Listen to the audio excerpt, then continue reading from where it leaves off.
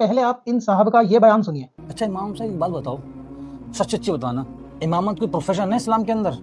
5 time की नमाज पढ़ानी है आपने और फिर आराम करना है, इतने से काम के भी पैसे बनते हैं क्या? वो भी दीन। नहीं है इमाम, कोई प्रोफेशन नहीं है। पता नहीं किस प्लम्बर इंजीनियर की बातें सुन सुन के और आप आके यहाँ पे बयान दे रहे हो।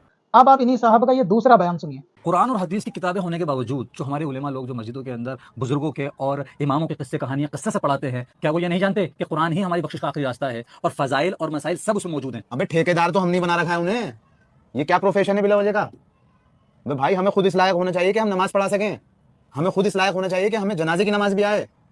अरे सारी गलती हमारी है भाई, हमें खुद पढ़ना चाहिए। हमने तो मजहब का ठेकेदार बना के रख दिया उनको। एक तरफ जिस बयान को ये मिर्जा का बयान इंजीनियर का डायलॉग बता रहे थे, वापस उसी को बोल के कि उलमा या इमामत कोई दीन के अंदर प्रोफेशन नहीं, खुद इस चीज को बोलने लगे।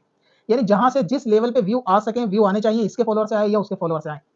इसका सबसे आसान जवाब ये है कि अगर कुरान हदीस बाजार में मौजूद है और इमामों की उलमा की जरूरत नहीं है, हम खुद इस काबिल बन जाएंगे उसे पढ़ के, तो मेरा सवाल ये है कि डॉक्टरी की तमाम किताबें बाजार में मौजूद हैं।